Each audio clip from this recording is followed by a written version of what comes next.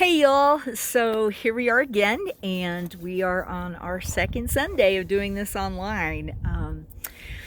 It's not ideal, but it will be great. So I wanted to tell you some of the thoughts that I had after reading the story in Genesis 15, 1 through 6. And of course, this is just one little tiny snippet of this much larger story about Abram and Sarai, who later become Abraham and Sarah. So I'm not sure if you knew this, but I teach at a high school. I teach math, Algebra 1, ninth graders mostly. And just a few weeks before school was to start, we were on a hybrid plan. And, to protect everyone from COVID, that was the best way to go. But the state's infection numbers just went through the roof in mid to late July. This is in New Mexico.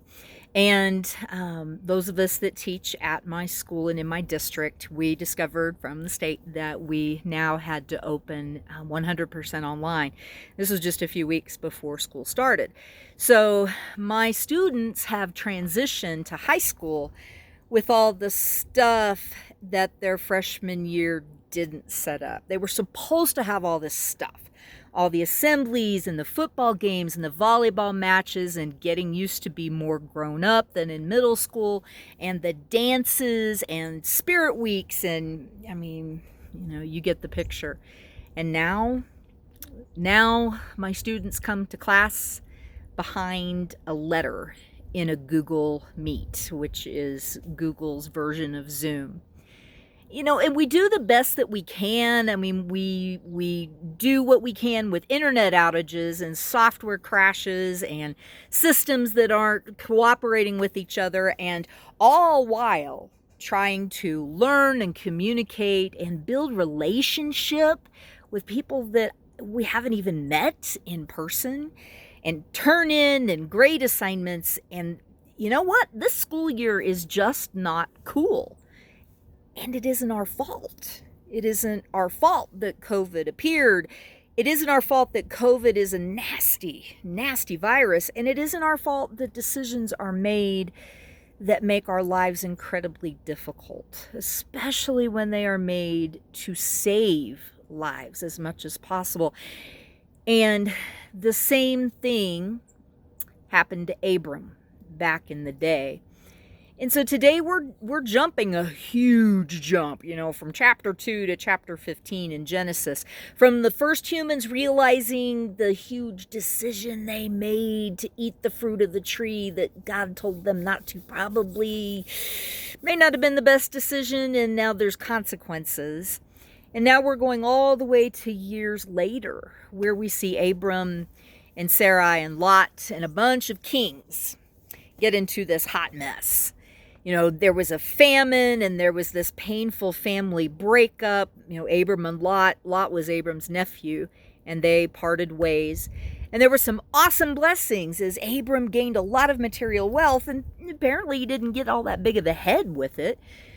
And if Abram complained about the famine and having to go a different way than Lot, we just don't see it. It's not written there in the story. And then right before our story, a bunch of kings get into a fight, and they are doing what they think is best for their people, and probably for themselves as well. And in the middle of all of this, they go where Lot is, and they take Lot, and they take all that Lot had. Because that's what kings do, back in the day. And sometimes they still do it today in certain parts of the world. It may just not look like what it looked in this story. And so Abram finds out and takes off to go rescue Lot, and he does rescue Lot, and the kings stop fighting. They're not really at peace, but at least they're not fighting. And it seems all is well. But not fun. That kind of a life would not be fun. And then God shows up in a vision. That's our story today. God shows up and tells Abram not to fear because God is Abram's protector. And then Abram cries out to God, but I don't have a son. That's kind of a left turn from what we've seen in the few chapters before. But that's what's really important to Abram. I don't have a son. And without a son to leave all of my stuff to, what am I supposed to do? My stuff has to go to my biological son. That's what Abram is saying to God. And I want to stop for just a sec. See, in Abram's culture and time frame, I mean, this is way back thousands of years ago in the part of the world that we know now as the Middle East. That was the thing for a guy. You built up your wealth, you built up your farm, or whatever it was that you built up, and you gave it to your firstborn son as their inheritance. Your legacy was in what you gave to your firstborn son. That was the tradition. That was the way. It seemed like every guy did it because that's the way it had always been. And Abram is getting older, and his wife Sarai has not had any children, for whatever reason.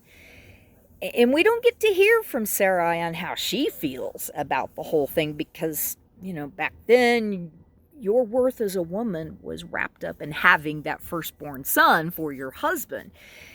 And people didn't live forever back then, and so Abram cries out. This is incredibly important, and he is full of fear.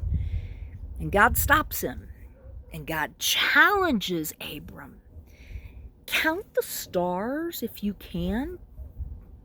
If you can. That's how many kiddos and grandkids and great-grandkids and beyond that you're going to have. Your biological son will inherit everything you have. Even though there's no son yet. Sarai is not pregnant yet. And I can imagine God chuckling. I can imagine God kind of getting a little snarky because, Abram and God have this relationship at this point. This isn't the first time that they have interacted. And I can see God saying, count the stars if you can, because that's how many descendants. And on and on. It's not like Abram counted 1,276 stars that night, and then God would make Abram have no more than or no less than 1,276. That's not what this is. It's more like this idea of God saying, can you count all the stars? I can. You can't. And guess what? That's how many you're going to have. It's just this huge amount because you can't count them all. It's impossible, Abram. But then I can imagine Abram saying, but God, Sarah hasn't been able to get pregnant. And we're getting older. We're almost past that age of having kids. And God, this is a terrible, harsh world filled with war and filled with kings who just take people like they took Lot. And there's not enough to eat with famines happening. And God, are you for reals telling me that this is going to happen? The story doesn't reveal whether Abram thought these things. I bet he did because he was human. And I bet Sarai did too. I mean, what kind of God makes promises like this? I mean, so off the chart amazing that they can't possibly be true. And the same God said, do not fear. So maybe after a time, we don't really know, Abram trusts God. And God knows that Abram is honestly trusting, not really holding back. So it's all good.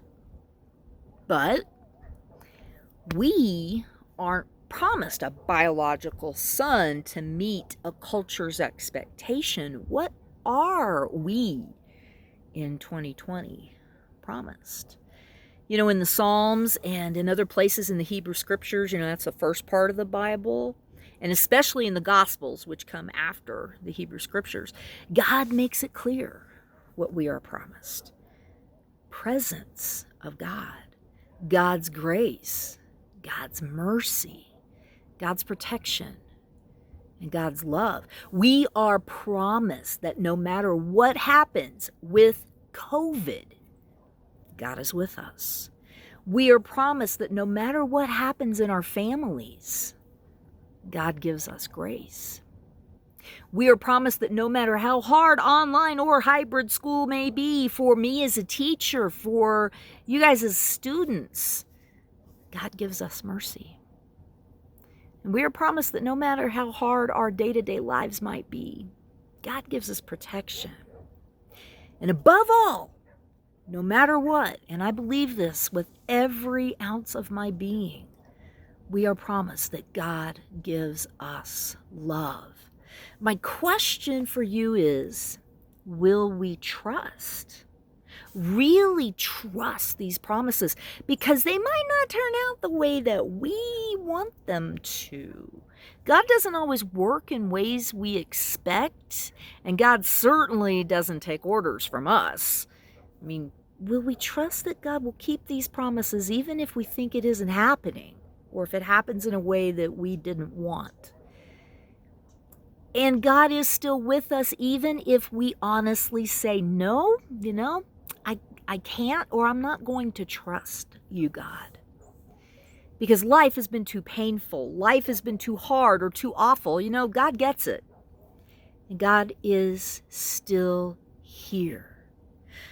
So even if we can't, or we choose not to trust, God keeps these promises for real, whether we trust or not. And that's pretty awesome, if you ask me.